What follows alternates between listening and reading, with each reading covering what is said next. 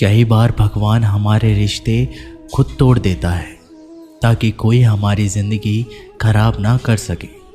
दुनिया में सबसे खुश लोग वही हैं जो ये जान चुके हैं कि दूसरों से किसी भी तरह की उम्मीद करना बेकार है। ज़िंदगी में थोड़ा दुखी भी होना ज़रूरी है।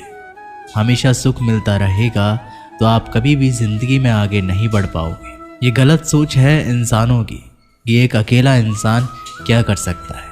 पर देखो ज़रा उस सूरज को जो अकेला ही सारी दुनिया को रोशन करता है। भाग्यशाली वो नहीं होते जिन्हें सब कुछ अच्छा मिलता है, बल्कि भाग्यशाली तो वो होते हैं जिन्हें कुछ भी मिलता है उसे वो अच्छा बना लेते हैं। गीता में लिखा है, जब इंसान की ज़रूरतें बदल जाती हैं तब उसके बात करने का तरीका भी बदल जाता है।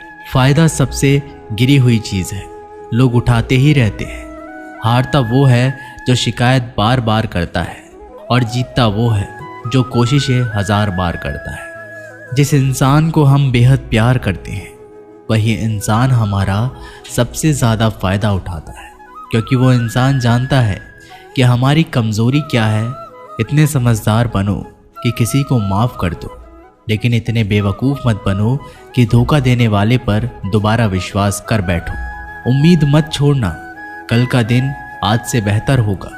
ज़िंदगी में उस लेवल तक पहुंच जाओ कि लोग आपको खोकर पछताए। जीवन में कभी भी किसी से अपनी तुलना मत कीजिए। आप जैसे हो सर्वश्रेष्ठ हो, क्योंकि ईश्वर के हर एक रचना सर्वोत्तम होती है।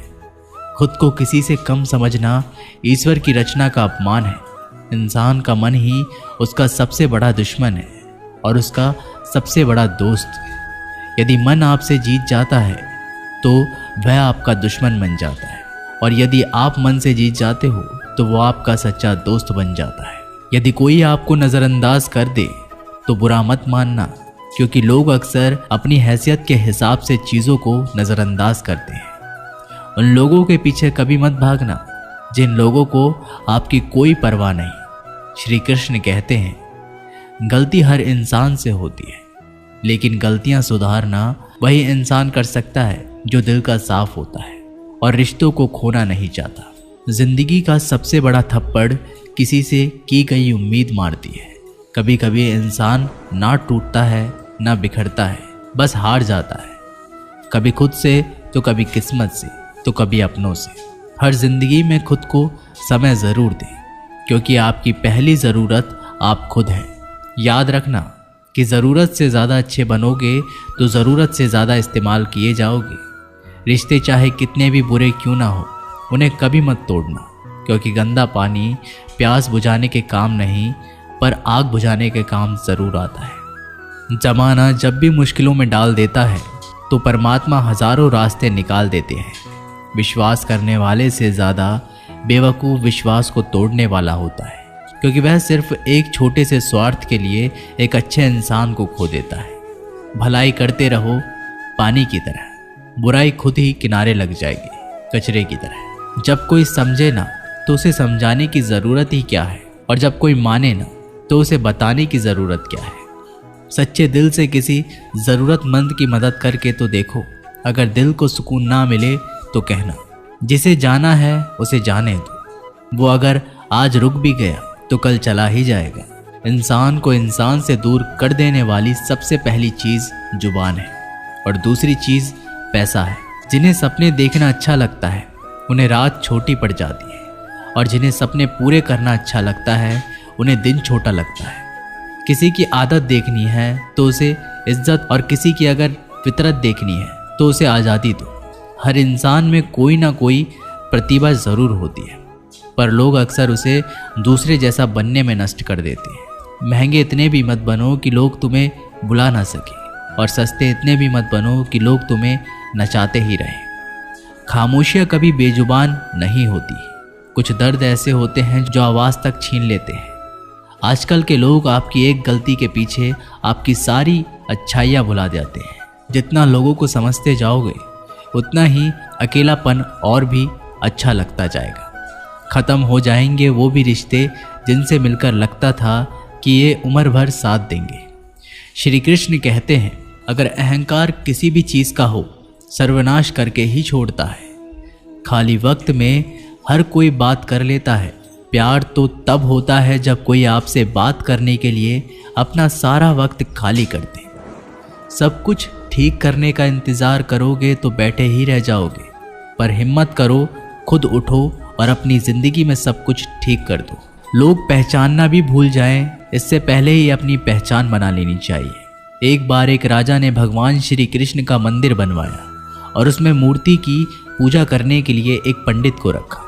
हर रोज राजा अपने मंत्री से कहकर मंदिर में एक माला भिजवाता था और वो पंडित जी वो माला श्री कृष्ण की मूर्ति को चढ़ाते थे।